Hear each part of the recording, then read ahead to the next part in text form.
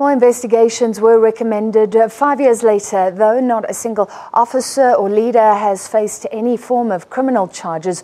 The Farlam Commission was also at a bit of a loss when it tried to make findings about events at not Wonderkop, but the smaller Koppie nearby, where many of those mine workers were killed away from the camera lenses.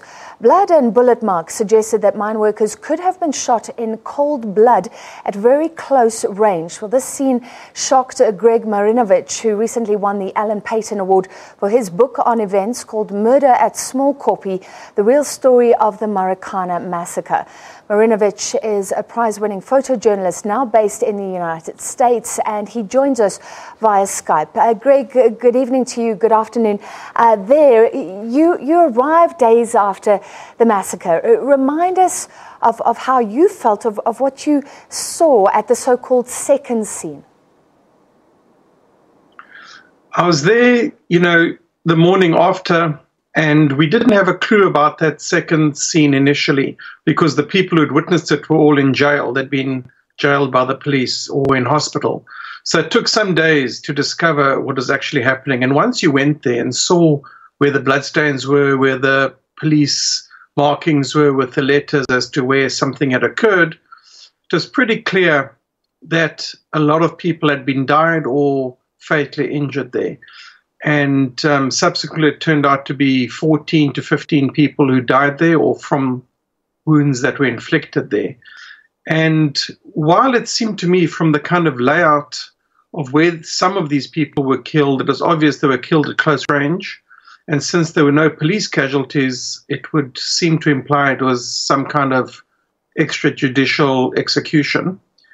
This was subsequently borne out by the autopsies, there were the state autopsies, there were also private autopsies carried out by the top forensic pathologists in South Africa.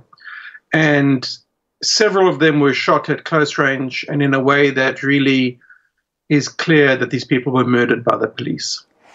That's what I was going to ask you. There's been 5 years to process, to check and recheck the facts, reassess things. So you still believe that police in cold blood went up to people and shot them at close range or ran them over with nyalas, knowing exactly what they were doing?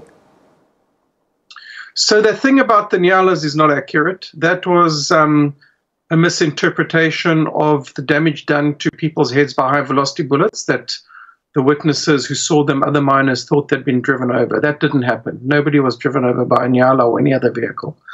It was bullet wounds. It was all bullet wounds. 34 people were killed with bullet wounds. Most of them assault rifles. Some of them with birdshot from shotguns and a couple pistol shots. Nothing has been done to those police officers, and maybe it's difficult to find them, although apparently some names were handed over to the National Prosecuting Authority. From where you stand, do you believe that people should have been brought to book, that more could have been done?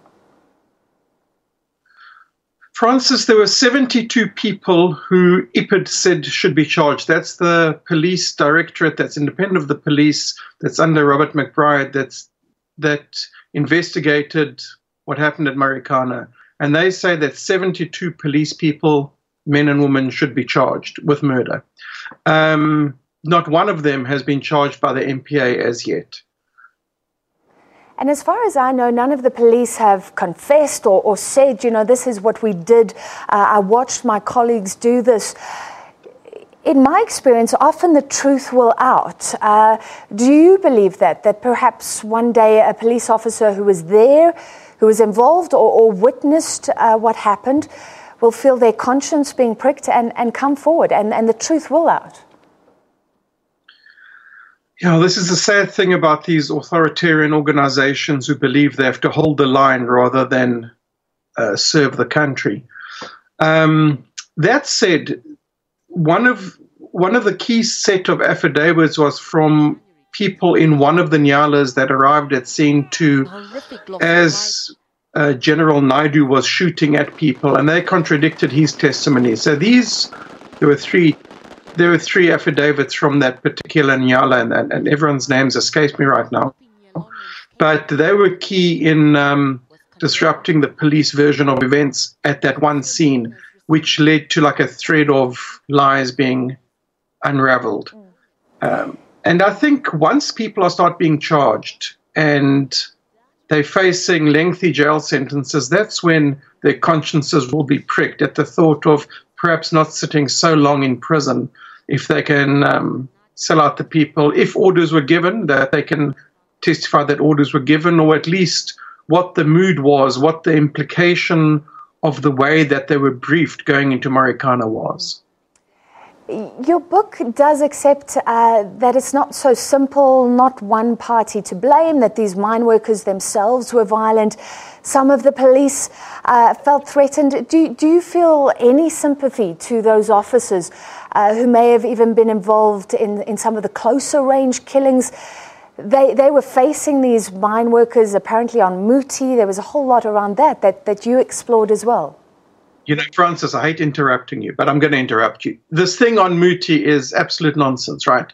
So some people use Muti. People in South Africa use Muti all the time. Some of those cops use Muti, but many of those people, miners, were against Muti, that they wouldn't want to be associated with it. Mazioni, for example, certain Christian religions are, find it anathema. So the thing that they were high on Muti was part of the propaganda that was put out there, and possibly spurred the cops on to be more fearful. And you can tell from what the cops said in the video, some of the video that was captured by the cops themselves, when they shot one of the miners who was trying to escape, and they saw that he had some marks of traditional medicine or Muti on him, and the cops told him, "Yeah, you see, Baba, this doesn't help you," when the guy's lying there dying, right? So I think the idea of Muti was part of it. And I certainly feel sympathy for cops who face a really difficult job in South Africa. It is a violent country. People do violent acts. The miners are certainly not angels. There were killings. But to say that anyone, not knowing who had been involved, over 3,000 miners were striking. Very few of those miners were involved in the murders of other miners, and indeed of the two cops in that clash that they had with the police 3 days before. It was a small group of them. So to justify that fear and perhaps that sense of revenge by saying, kill any miner, you don't know who's who, you don't know if that miner arrived there for the first time. In fact, one of the young men who was killed wasn't a miner. He'd come up there hoping to get a job, and he was bringing lunch to his relative who was at the Koppie, and he was shot by a bullet from an automatic rifle. So really, police have to be held to a higher standard than you or me if we're in that position, and certainly a higher standard than your average citizen. So, that's no excuse. And it's terrible leadership. And besides the shocking events, two more questions, Greg. The claims of torture are just incredible to me. Everybody had seen what had happened. This was being spoken about around the world. And it sounds like some police officers felt like they could act with impunity still. Is that what happened? It is. Certain of the mine strike leaders were abducted by police whose names are known to us, but we can't prove it. We have the names, the number plates of their vehicles that were seen repeatedly in the area. And they abducted certain of these mine leaders and tortured them. I mean, we've got statements of people who are tortured. And nothing has been done to refute this, and nothing has been done to those cops. In finality, you've linked the lack of action to what's happening now, as something like the Gupta emails, perhaps. How do you see those links in post-apartheid South Africa? I think there's very important and very clear links between how capital works, big business works, and where the money from that goes, and how it feeds the patronage system of the state. So states are infamous for their patronage system. And under President Zuma and the Guptas, it's gotten a lot worse. Not that it's new, but it's gotten a lot worse. And it's very blatant. And for a democratic organization like the ANC to have not acted about the Marikana Massacre, and the last time we had massacres like this were under apartheid, done by apartheid police, And the ANC was obviously indignant and upset that this would happen mostly to its supporters. Now that it's still people who voted ANC who were killed at the mines at Marikana, yet they've been neglected because they aren't important enough to the new ANC, which is just simply a kleptocratic organization, quite honestly. All right, a very sad discussion, but thank you for your time today. Greg Marinovich speaking to us from the United States. He is the author of Murder at Small Koppie, the real story of the Marikana Massacre.